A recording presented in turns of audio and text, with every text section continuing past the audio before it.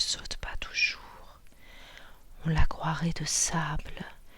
Puis, tout à coup, ce sable est à l'autre bout du monde, et par des écluses bizarres descend la cataracte de bombes.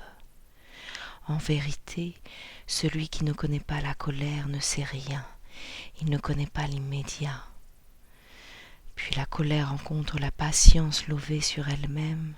Sitôt touchée, celle-ci se dresse et se confond avec celle-là, et fonce comme un obus, et tout ce qu'elle rencontre, elle le renie et le transperce.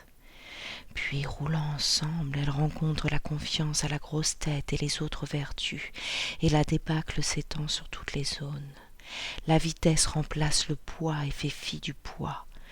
Comme un cil pointant au bord d'une paupière y est mieux à sa place qu'au bout d'un nez, la vélocité est à sa place dans l'être intérieur.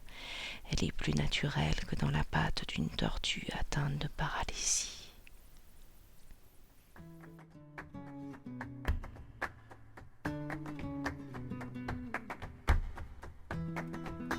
L'être intérieur combat continuellement des larves gesticulantes. Il se trouve tout à coup vidé d'elle comme d'un cri, comme de détritus emportés par un ouragan soudain. Mais l'envahissement reprend bientôt par le bas, et le calme d'un instant est soulevé et troué comme le couvercle des champs par les grains de blé avides de croître. Il faut voir l'être intérieur attaquant la concupiscence. Quel boulanger plongea jamais d'aussi énormes mains dans son pétrin? Quel boulanger vit-on pareillement accablé par la montagne mouvante, montante, croulante de la pâte? Une pâte qui cherche le plafond et le crèvera.